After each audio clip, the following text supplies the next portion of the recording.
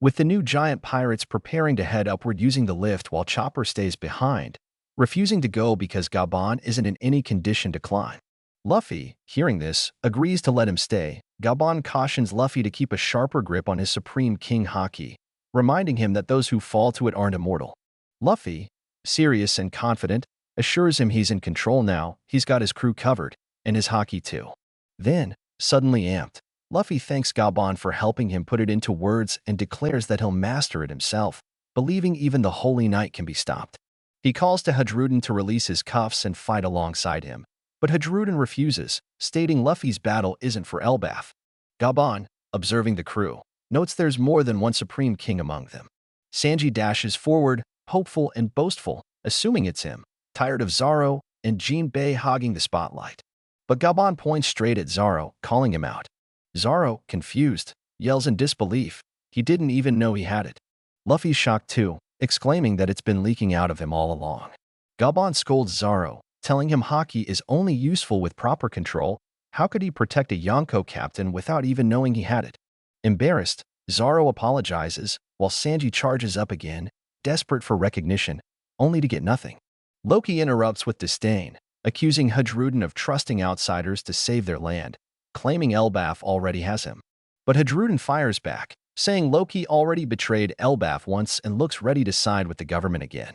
The giants grow impatient, urging Hadruden to act before more lives are lost. Meanwhile, Luffy casually invites Loki to join his crew, arguing that if Loki's one of them, he can be freed. Zoro immediately rejects the idea, saying Loki's way too massive for the Sunny. Sanji adds that the giant probably eats more than Luffy himself, but Luffy just shrugs it off, teasing that Elbaf doesn't even want Loki, and having him around might actually be fun, unless Loki gives him trouble, in which case, Luffy threatens to beat him down himself. Offended, Loki shouts back furiously, refusing to ever be some lackey under Luffy's command. As the tension mounts, Hadruden turns to Luffy and asks if his instincts are truly guiding him, calling him Strawhead, with a mix of doubt and respect. Luffy, ever defiant, says he just wants to see Loki fight. But the other giants grow impatient, shouting at Hadruden to hurry up and push the lift.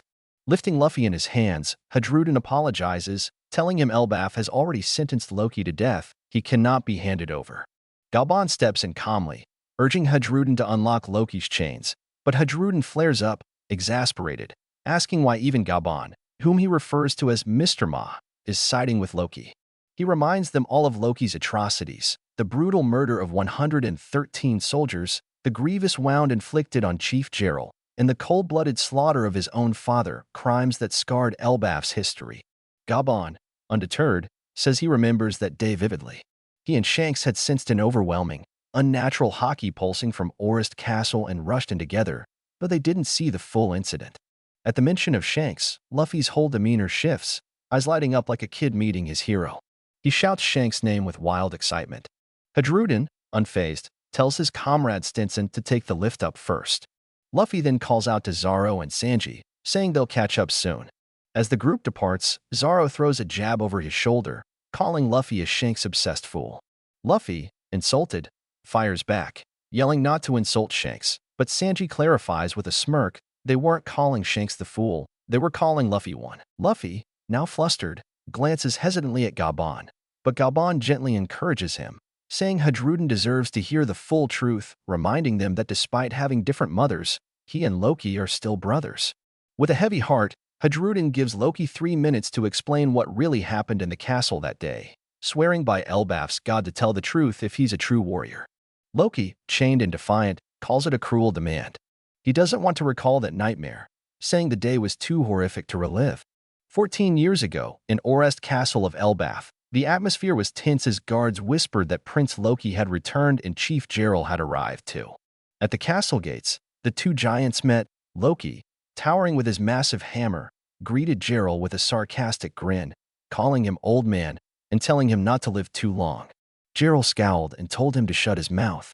A nearby guard informed them that King Harold awaited in the throne room, but Loki scoffed at the idea, voicing his contempt for the king's alliance with the world government, the same power responsible for killing rocks. If Elbaf followed that path, he warned, it would make an enemy of him. Gerald, trying to de-escalate, urged him to lower his voice, claiming he'd rather leave politics to the younger generation. But Loki erupted in frustration, saying that passive thinking had softened Elbaf's people. Children now grew up without learning how to fight. Even his great-granddaughter didn't lift a weapon, though she was adorable. Loki demanded she be trained, disciplined, and reminded Gerald that softness was not strength. Suddenly, strange, eerie voices echoed from inside the castle. Loki paused, puzzled by the sounds coming from the throne room. As a guard welcomed them and tried to stall, Loki lost his patience, yelling that this was his home, and he would not wait. Without warning, he kicked open the massive throne room doors, slamming into the guard and shattering the entrance. What he saw inside froze him in his tracks. King Harold had been stabbed by his own men, who stood in a trance, seemingly under some mysterious influence. Loki and Gerald stared in horror, eyes wide, both shouting out in shock at the gruesome, unnatural scene unfolding before them. Meanwhile, far away in the sun world, at Gabon's home, the atmosphere is completely different, peaceful, even serene. The view from the pool is stunning, and Gabon is sharing a bath with none other than Shanks. As they relax, Shanks comments on how magnificent the place is, calling it the best. Gabon laughs, agreeing, and says it's been a while since they bathed together, 3 or 4 years maybe. But Shanks corrects him, reminding him that it's been 10 years since their captain died. Gabon is surprised at how long it's been, noting that it must have felt like an eternity for Shanks, who nods and admits that his life changed completely after that. He shares that his original plan was to team up with Buggy and live a carefree pirate life, but even in Elbaf, there's so much left to discover. Gabon tells him he's a child of fate and shouldn't get bogged down by life's complications, then asks if he remembers Little Garden, the island where they met Dory and Bragi. Shanks smiles, saying of course he remembers. Just then, Ripley enters, catching Shanks off guard as he realizes they're actually in a small section of her home. She cheerfully asks how the water feels, calling him Mr. Shanks, while Gabon laughs at Shanks' startled reaction. Shanks yells that she scared him, but Gabon casually says the water feels great and thanks her.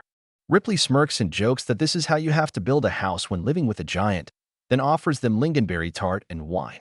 She sits with them and asks Shanks to tell some stories from his good old days with Gabon. Shanks, chewing bread, teases that he could tell so many tales, each showing a different version of Gabon, but Gabon quickly cuts him off and jokingly warns him not to make those stories public unless he wants to leave the island alive. The mood shifts slightly as Gabon brings up King Harold, asking why the people of Elbaf worship him like a god. Shanks replies that he met Harold once at Mary Geo's, and although they got along, there was something serious they couldn't discuss in the Holy Land. That's why Shanks came to Elbaf, hoping to meet Harold again and finally talk before it's too late. Sadly, the same day Shanks arrives, a massacre takes place in the castle, ending the reign of the most beloved king in Elbaf's history. They had praised King Harold endlessly, calling him wise and great, but what was it that truly made them worship him? To answer that, we have to go back, far back, over a century ago, 109 years in the past. In those days, when people were asked what the most terrifying thing on the seas was, the answer was loud and unanimous: the giant pirate crew. Elbaf's royal fleet only added to this fear, and the source of that dread was none other than the King of Warland, Harold of Elbaf Island, a monarch who took the throne at the age of 45, which is just 15 in human years. And back then, he wasn't some glorious figure. He was a low-life scumbag.